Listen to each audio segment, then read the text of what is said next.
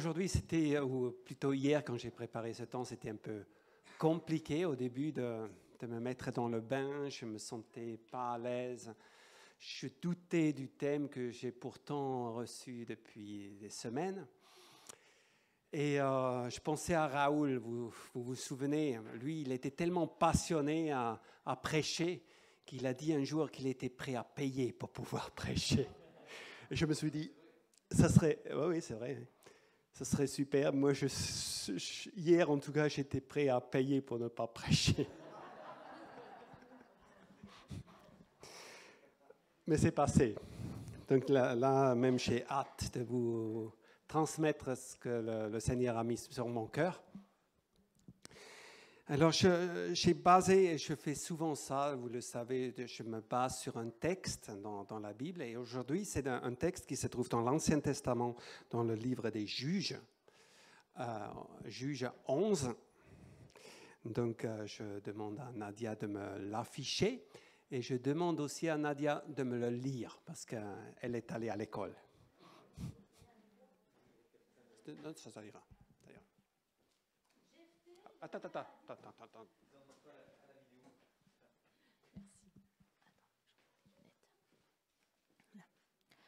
Jephthé, le Galaadite, était un vaillant héros. Il était fils d'une femme prostituée, et c'est Galaad qui avait engendré Jephthé.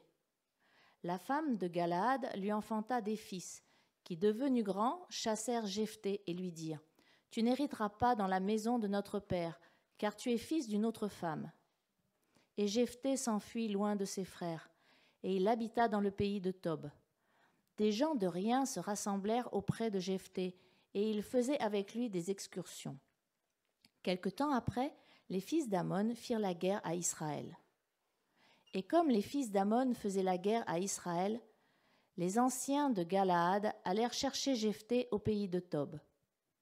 Ils dirent à Jephthé, « Viens, tu seras notre chef, et nous combattrons les fils d'Ammon. » Jephthé répondit aux anciens de Galaad, « N'avez-vous pas eu de la haine pour moi, et n'avez-vous pas chassé de la maison de mon père? Pourquoi venez-vous à moi maintenant que vous êtes dans la détresse ?»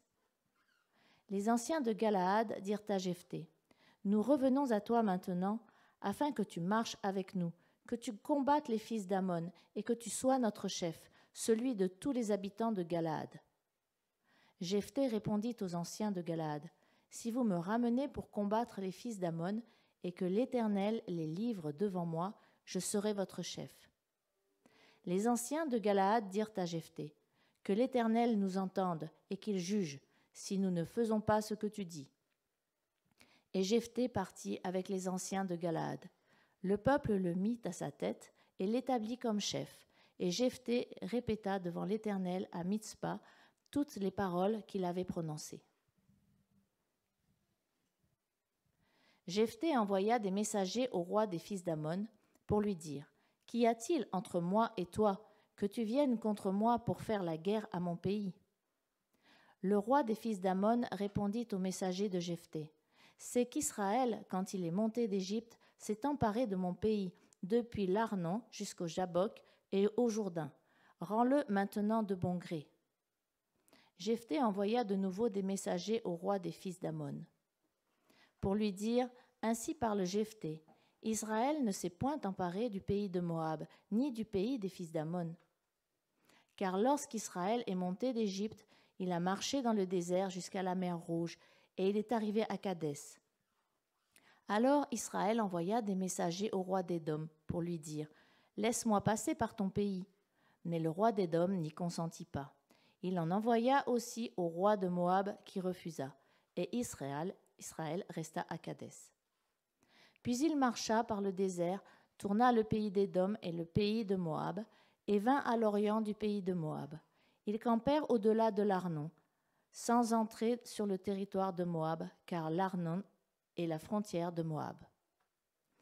Israël envoya des messagers à Sihon, roi des Amoréens, roi de Hesbon, et Israël lui dit, « Laisse-nous passer par ton pays jusqu'au lieu où nous allons. » Mais Sihon n'eut pas assez confiance en Israël pour le laisser passer sur son territoire. Il rassembla tout son peuple, campa à Jahath et combattit Israël. L'Éternel, le Dieu d'Israël, livra Sihon et tout son peuple entre les mains d'Israël, qui les battit.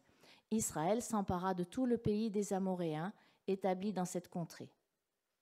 Ils s'emparèrent de tout le territoire des Amoréens, depuis l'Arnon jusqu'au Jabbok et depuis le désert jusqu'au Jourdain. Et maintenant que l'Éternel, le Dieu d'Israël, a chassé les Amoréens devant son peuple d'Israël, est-ce toi qui aurais la possession de leur pays? Ce que ton Dieu Kémosh te demande à posséder, ne le posséderais-tu pas?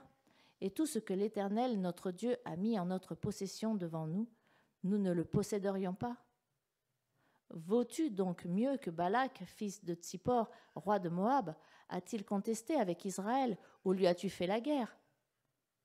Voilà 300 ans qu'Israël habite à Hesbon, et dans les villes de son ressort, à Aroër, et dans les villes de son ressort, et dans toutes les villes qui sont sur les bords de l'Arnon. Pourquoi ne les lui avez-vous pas enlevés pendant ce temps-là? Je ne t'ai point offensé, et tu as agi mal avec moi, en me faisant la guerre. Que l'Éternel le juge, soit aujourd'hui juge entre les enfants d'Israël et les fils d'Ammon. Le roi des fils d'Ammon n'écouta point les paroles que Jephthé lui fit dire. L'esprit de l'Éternel fut sur Jephthé. Il traversa Galaad et Manassé. Il passa à Mitzpé de Galaad, et de Mitzpé de Galaad, il marcha contre les fils d'Ammon. Jephthé fit un vœu à l'Éternel et dit: Si tu livres entre mes mains les fils d'Ammon, quiconque sortira des portes de ma maison au-devant de moi, à mon heureux retour de chez les fils d'Ammon, sera consacré à l'Éternel, et je l'offrirai en holocauste. Jephthé marcha contre les fils d'Ammon, et l'Éternel les livra entre ses mains. Il leur fit éprouver une très grande défaite, depuis Aroër jusque vers Minite, espace qui renfermait 20 villes, et jusqu'à Abel-Kéramim. Et les fils d'Ammon furent humiliés devant les enfants d'Israël.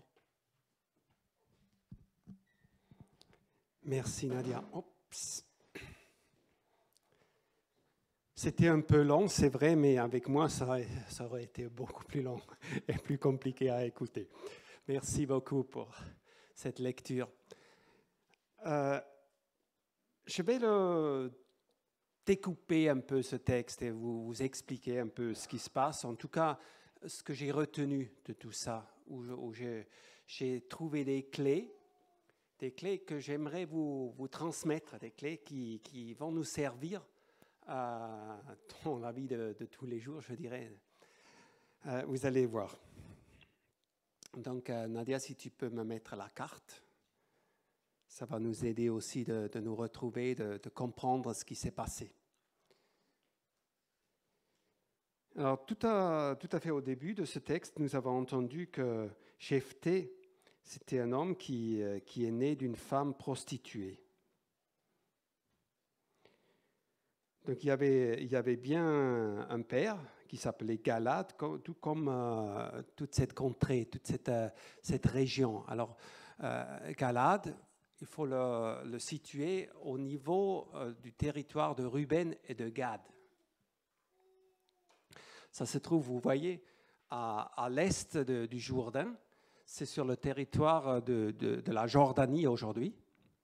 C'est un territoire qui est très montagneux. Il y a des montagnes qui s'élèvent à 1200 mètres, quelque chose comme ça.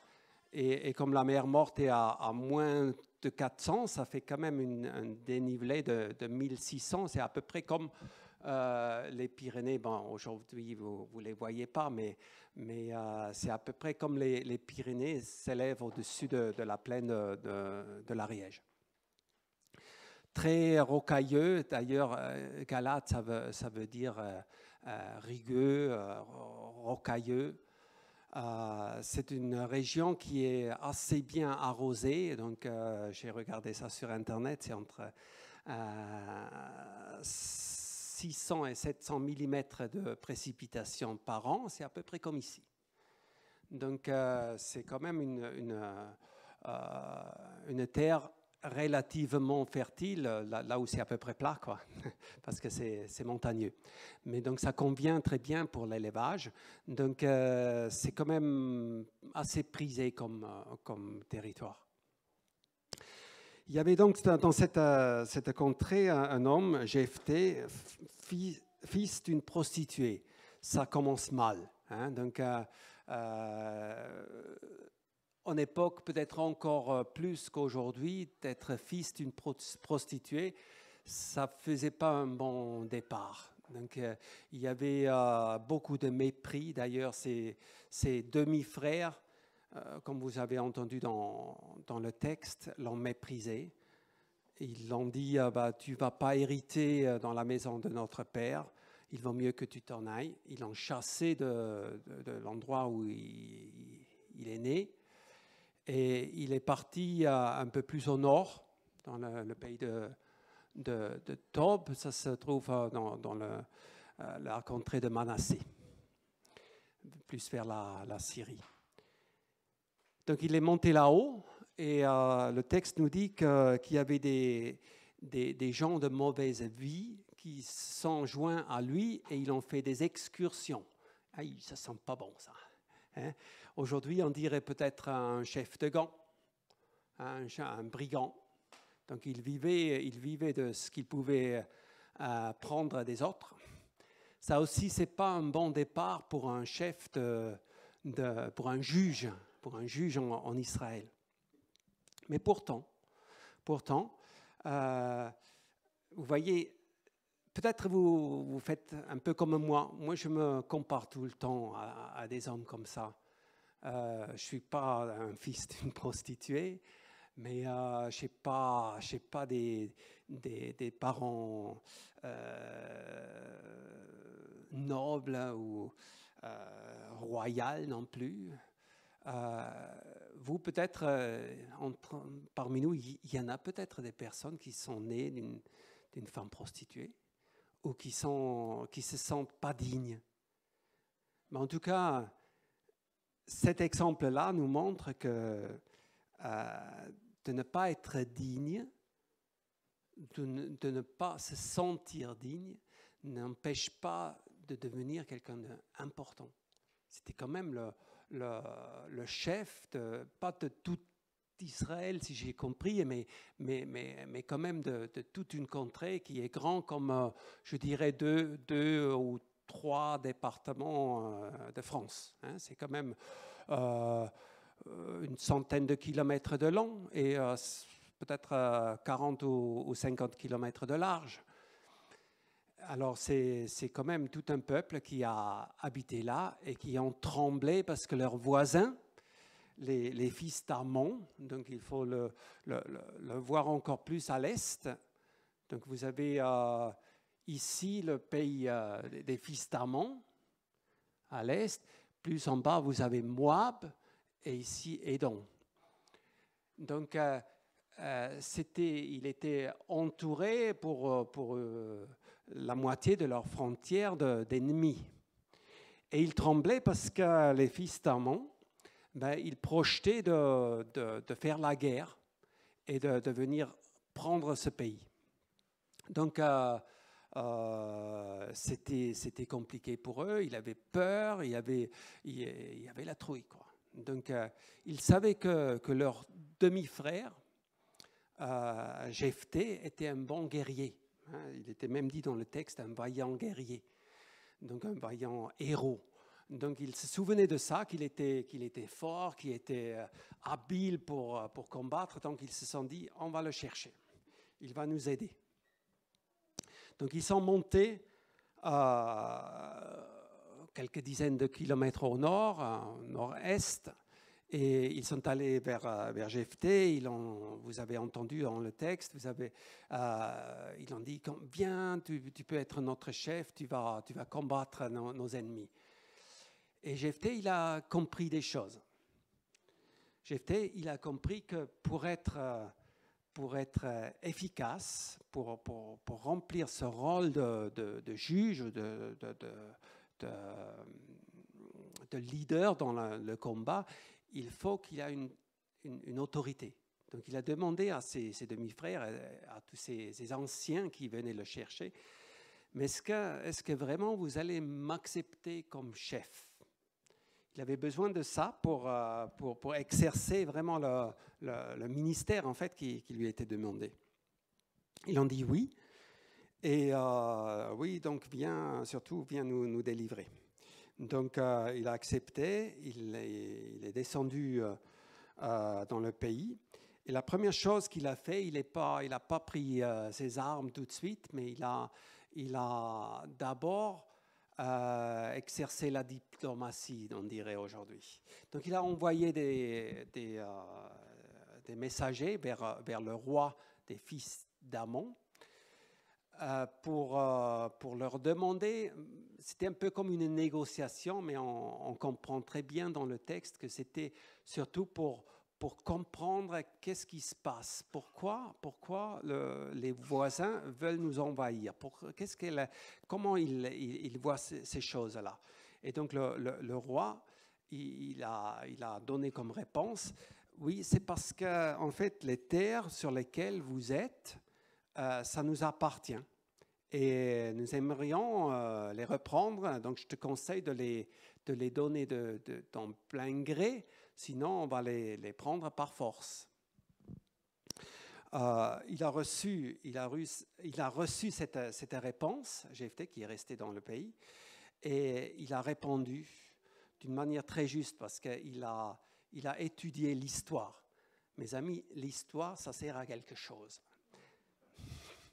Donc, il a étudié ce qui s'est passé il y a 300 ans avant. Donc, ce n'est pas lui qui l'a vécu. Donc, il a cherché dans l'Écriture parce que c'était écrit. Hein, donc, il y avait une partie de la Bible déjà existante à ce moment-là. Donc, il y avait les 5 livres que Moïse avait écrits. Il était là, il était bien disponible. Donc, il a relu où se fait raconter l'histoire des Hébreux qui sont sortis de l'Égypte, qui se trouvent là. Et ils ont passé, comme vous le savez, 40 ans dans le désert. Comme ça, ils ont fait toute des boucles même. Mais à la fin, avant de rentrer dans le pays, en fait, ils sont rentrés dans le pays de Canaan, qui se trouve à l'ouest du Jourdain. Ils ont passé le Jourdain au niveau en face de Jéricho, ici. Donc du coup, pour y arriver là-haut, ils sont passés par Édom. Le roi, comme vous avez entendu dans le texte, il a refusé qu'il passe par son territoire, qui se trouve là. Ils ont fait la même demande au roi de Moab, qui se trouve là, qui a refusé aussi. Donc, ils ont fait un tour autour d'Édom et de Moab pour rentrer là. Et puis, quand ils sont arrivés dans ce territoire-là, ils ont fait la même demande aussi au roi qui était à Hébron, là. Est-ce qu'on peut passer par ton pays, juste pour passer, parce qu'on veut aller à Canaan? Et ce roi, comme vous avez entendu dans le texte, il n'avait pas confiance en Israël. Et au contraire, il s'est dit, c'est une menace, je vais les exterminer tout de suite. Donc il les a attaqués et les Israélites, ils se sont défendus. Ce n'était même pas une conquête offensive, mais une défensive en quelque sorte. Donc la bataille se trouvait là. Et ils ont gagné. Donc c'est comme ça qu'ils ont vaincu les Amorites qui étaient donc installés dans ce pays-là. Ils les ont exterminés et chassés. C'est l'Éternel qui les a chassés, comme nous avons entendu dans le texte. Donc c'est comme ça qu'ils ont obtenu ce territoire. Et ce n'est pas les Ammonites, donc les fils d'Ammon qui habitent à côté, qui étaient propriétaires. Donc les propriétaires, en quelque sorte, ils n'existaient plus. Donc il a expliqué, avec les mots justes, que sa demande de ce roi des Ammonites était sans fondement. C'est très, très important ce que je vous raconte là, parce que vous allez voir tout à l'heure, il y a des parallèles avec notre vie, notre combat de tous les jours, le combat spirituel que chacun de vous est obligé de mener, parce que vous passez par là et vous avez pour beaucoup fait l'expérience. Nous ne restons pas tranquilles. Un chrétien qui reste tranquille toute sa vie, il peut se poser des questions s'il est vraiment chrétien. Alors, nous allons trouver des clés dans ces choses qui se sont déroulées il y a bien, bien longtemps.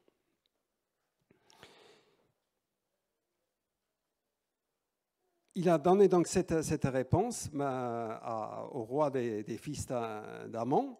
Non, ce n'est pas vrai, ce pays ne t'appartient pas. Ce pays appartient à l'Éternel qui nous l'a donné. Il a donc démasqué des mensonges. On parlait tout à l'heure des mensonges. Merci Juliette pour... je ne te vois pas Juliette, où tu es. Ah.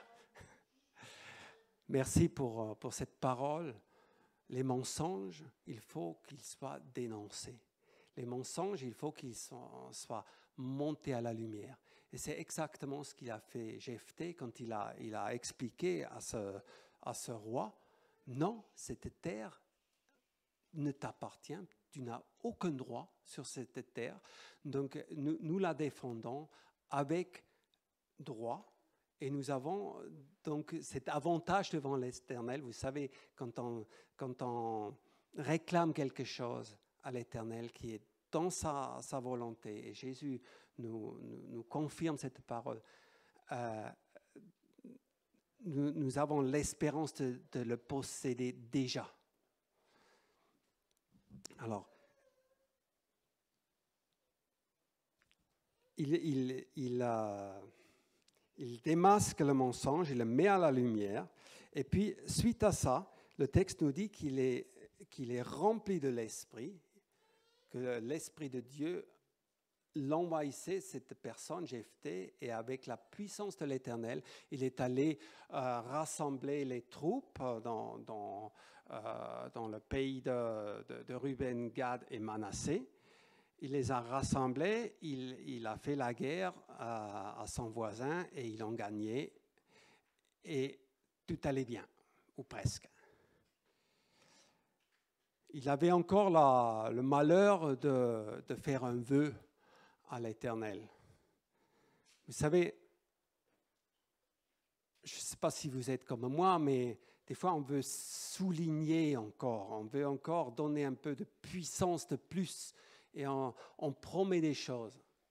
Alors, comme vous avez entendu dans le texte, Jephthé a promis à l'Éternel, si vraiment tu me donnes la victoire, pourtant il a déjà promis la victoire, mais encore pour une raison que j'ignore, peut-être d'autres prédicateurs peuvent vous donner plus d'explications très intéressantes sur ça, mais en tout cas, moi, je n'ai pas trouvé de bon dans ce vœu-là. Dans le vœu, il dit, la première chose qui sort de ma maison quand je rentre victorieux de cette aventure, la première chose qui sort de la maison, qui vient vers moi, je l'offrirai en holocauste à l'Éternel. Malheur, quand il revient, j'ai fait arrêter Nadia avant que ce soit le texte, mais malheur, c'est sa fille, sa première fille, sa seule fille. Il n'avait pas de fils, seulement cette fille-là, qui sort de la maison dansante, jouant le tambourin, et qui vient vers lui. Et comme il a fait le vœu de l'offrir en holocauste, il était obligé de la tuer. Mais il y a des choses qui m'échappent, franchement. Et par contre, il était sincère, cet homme. Il a fait le vœu à l'Éternel et il savait qu'il ne pouvait pas renoncer. Donc il l'a accompli. Après cela, ça s'est très mal passé dans le chapitre suivant. Vous allez le lire à la maison. Il y avait une guerre intérieure qui s'est déclenchée où les Israélites se sont massacrés entre eux.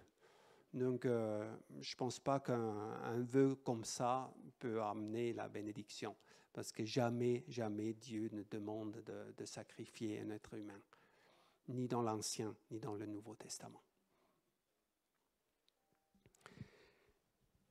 Voilà, ça pour le texte. Et j'aimerais maintenant revenir un peu pour faire le parallèle avec notre vie d'aujourd'hui, notre vie de tous les jours, notre vie de combattant dans le spirituel. J'aimerais juste revoir surtout ce que je vous ai déjà expliqué, cette justification que Jephthé a faite. Vous savez, quand ça m'arrive de recevoir des personnes qui demandent la prière, peut-être vous êtes l'une des personnes qui traversent des difficultés et vous avez peut-être leur réflexe d'aller demander de l'aide à moi ou à quelqu'un d'autre. Et quand on fait quand on exerce ce ministère pastoral, je dirais, on a besoin, comme Jephthé, d'une certaine autorité. Vous savez, les anciens, quand ils sont montés vers lui pour le chercher, ils ont dit, nous allons t'établir chef. Et Jephthé, il savait très bien qu'il avait besoin d'une certaine autorité pour parler dans leur nom. Quand il s'est adressé au roi ennemi, c'était porteur de beaucoup de risques aussi. Donc la vie ou la mort de toute une contrée était entre ses mains. Et quand on s'associe dans la prière, on peut avoir besoin d'une autorité déléguée. Je vais vous donner un exemple. Je vous ai déjà raconté cette histoire, mais dans un autre contexte. En tout cas, il y a longtemps maintenant, quand Alma était malade, avec Imke, on combattait. Ben c'était un peu comme les fils d'Amon qui venaient nous chercher, pas notre pays, mais notre fille. Et il s'agissait d'une question de vie et de mort. Et certains d'entre vous sont témoins de cette époque-là. Certains d'entre vous étaient à nos côtés. Et il y avait aussi à notre côté notre pasteur Jean-Hubert qui n'est pas là aujourd'hui. Mais pour moi, c'était une évidence de lui déléguer une certaine autorité. J'ai demandé avec Imke qu'il nous soutient dans ce combat-là. Et il a accepté, mais il avait besoin d'une certaine, comme je disais, une autorité déléguée. C'est-à-dire qu'on lui permet une certaine ingérence même dans notre vie. Je sais que pour beaucoup, ça peut être dérangeant même d'y penser, mais pour nous, c'était à cette époque assez normal. Et je pense que c'était juste. En tout cas, ça a permis à Jean-Hubert de prier pour la situation. Et il a eu des paroles très affûtées, très, très pointues à notre égard. Et notamment une parole qui a sauvé la situation, je suis convaincu. Alors, quand on exerce donc cet accompagnement ou cette alliance qu'il a fait avec nous, il s'est permis de nous dire à Imke et moi, au téléphone, c'était un moment assez particulier et difficile. Il m'a dit, Martin, écoute, j'ai reçu de la part du Seigneur que dans votre vie avec Imke, vous avez des choses que vous n'êtes peut-être pas vraiment conscient, mais des choses que vous n'avez pas réglées, notamment des pardons à demander et à accorder. vous savez, le territoire dans cette histoire dans l'Ancien Testament était bien défini. Le territoire qui était en jeu dans notre famille avec la maladie était bien défini. Il s'agissait de la santé de notre fille. Dans le territoire de Galade, c'est même extrêmement précis les frontières. C'est un ruisseau ou une rivière, selon les précipitations, qui se trouve là. Le Jourdain, un autre ruisseau, notre rivière là, et le désert. Il y avait des frontières nettes.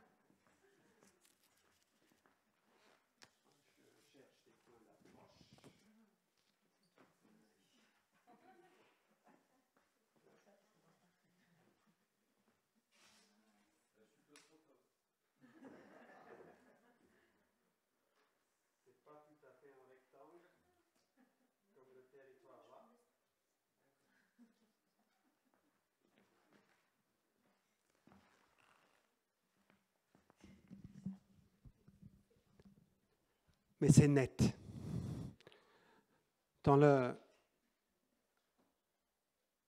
Sur la carte, vous avez compris. Dans l'exemple parallèle, je pense que vous avez compris aussi. C'était vraiment c'est comme si c'était notre famille, ici à l'intérieur, avec nos deux grands enfants et la petite en époque, en danger. Et il y avait à l'intérieur, il y avait des foyers de l'ennemi, je dirais. Donc Jean-Hubert, quand il a dit, Martin, dans votre couple, il y a des choses, des pardons à donner et à demander, ou l'inverse, comme vous voulez. Donc c'est comme s'il y avait des foyers à l'intérieur là qui brûlaient, où l'ennemi avait un droit légal. Donc c'est pour ça, Jephthé, il a analysé la situation. Est-ce qu'il y a un droit légal? Est-ce que l'ennemi a le droit de rentrer dans le pays ou pas? Là, c'était simple, il n'y en avait pas. Mais dans notre vie, et notamment dans le nôtre, il y avait effectivement les foyers du non-pardon, un peu semés partout, et qui donnaient à l'ennemi le droit sur Alma. Vous comprenez? Et le fait que nous avons soumis notre situation à un allié, à un pasteur, à Jean Hubert, pour être précis, ben ça a permis à Dieu de parler parce que je n'arrivais pas. J'étais nouveau converti, j'avais un an de conversion, ça m'a tombé dessus, je ne comprenais pas. Lui, il comprenait. Et il a su trouver les mots pour que ça ne m'a pas choqué. Et au moment où il nous a donné cette parole de connaissance, un peu comme tout à l'heure Cécile qui a donné une parole de connaissance, ben nous n'avons pas tardé, on est sorti de l'hôpital sur le parking, je vous ai raconté ça à notre occasion sur le parking de l'hôpital des enfants à Purpan. Et puis, nous avons mis notre vie sur table. Nous avons fait remonter toutes les choses belles et moins belles à la lumière. Nous étions que tous les deux, hein, mais Nous avons déballé les choses, nous avons demandé pardon, nous avons accordé le pardon. Et le pardon, vous savez, ça se prononce. Hein? Ce n'est pas parce qu'il y a de l'herbe qui pousse par-dessus que ça disparaît. Le pardon, ça se demande et ça se prononce quand on l'accepte. Et c'est ce que nous avons fait. Et nous avons, dans l'heure qui suivait, on a vu une différence de la situation. Ben, de la même façon, il y a des milliers d'années, ben, ils se sont examinés. Jephthé a examiné la situation. Et quand il a su qu'il n'y avait pas de foyer à l'intérieur de l'ennemi, il pouvait aller avec assurance et avec le Saint-Esprit sur lui, aller ramasser les troupes et aller en guerre d'une pleine confiance. Parce que Dieu promet la victoire à ceux qui se mettent à la lumière. D'accord? Je pense les frontières, les limites, c'est quelque chose que nous allons de plus en plus rencontrer. Nous avons besoin, dans chaque famille ici, de poser les limites pour dire à l'ennemi d'une façon ferme. Vous avez peut-être entendu des pasteurs ou moi-même déclarer « Satan jusqu'à là et pas plus loin ». Vous pouvez le dire avec une fermeté si vous êtes sûr qu'il n'y a pas de foyer de l'ennemi de l'autre côté de la frontière. Donc je vous invite à faire un peu comme moi de cet enseignement lu dans l'Ancien Testament comme une histoire, mais qui est traduit en enseignement puissant et pointu, qui nous donne des clés qui peuvent sauver la vie, ou sauver des situations, ou faire avancer le royaume. Je vais vous laisser prendre, si vous avez envie, un morceau de ce ruban, juste pour faire souvenir de cet enseignement simple. Hein? Vous vous souvenez, il y a des années, j'ai fait une de mes premières prédications, je vous ai laissé un petit ruban rouge, qui était quoi? Est-ce qu'il y en a qui se souviennent pas seulement du ruban, mais aussi de sa signification?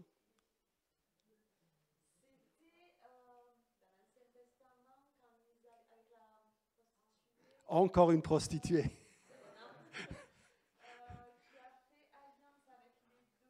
Avec les espions de Josué. Ouais. Rahab. Ouais. Voilà. Donc si vous avez envie, arrachez-vous un morceau. Et souvenez-vous, vous n'allez rien faire avec ça, hein? Mais juste ça va vous rappeler la puissance de tirer une frontière, de tirer une limite. La puissance que vous avez et l'autorisation, ce n'est pas seulement Jean-Hubert ou Martin ou Damien ou Roberto qui ont ce droit de réprimer Satan et dire jusqu'à là et pas plus loin.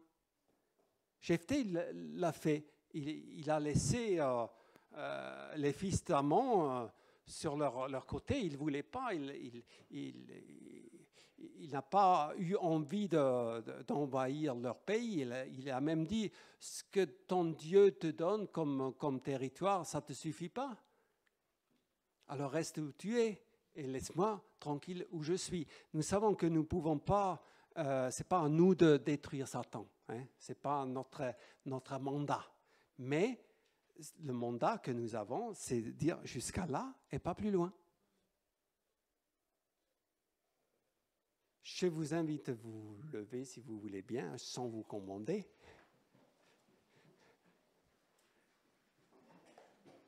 Et j'aimerais prier avec vous. Seigneur Jésus, merci pour la puissance de ta parole. Merci Seigneur Jésus pour les outils que tu as mis entre nos mains. Seigneur, nous savons que le combat n'est pas fini. Nous connaissons les difficultés que les uns et les autres traversent. Des fois, il y a le péché en jeu, c'est vrai, nous le savons. Des fois, il y a des foyers. Mais Seigneur, tu nous as donné aussi la puissance du pardon, la puissance de la repentance. Tu nous as donné la possibilité de terrasser l'ennemi, même s'il y a plus qu'un foyer à l'intérieur, même s'il y a tout le territoire qui brûle, même s'il y a l'ennemi qui est derrière tous les arbres, tous les buissons. Seigneur, nous savons que nous pouvons venir à toi.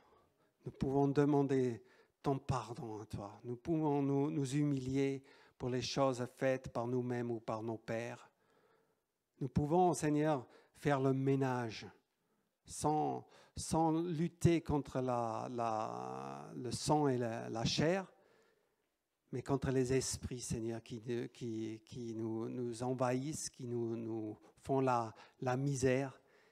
Nous savons, Seigneur, que c'est toi qui as vaincu à la croix. C'est toi c'est ton sang qui a coulé. C'est ton sang qui nous délivre de tout péché. Merci, Seigneur Jésus, pour l'espérance, pour la grâce que tu nous accordes encore aujourd'hui. Béni sois-tu, Seigneur Jésus. Et je bénis tous mes frères et mes sœurs ici. Je bénis chaque situation quelle que soit la gravité, quelle que soit la profondeur des blessures, quel que soit le feu, la puissance du feu de l'ennemi qui essaie de détruire, je déclare Jésus est au-dessus de tout ça. Béni sois-tu, Seigneur Jésus. Béni sois-tu pour l'espérance. Béni sois-tu pour la grâce. Amen.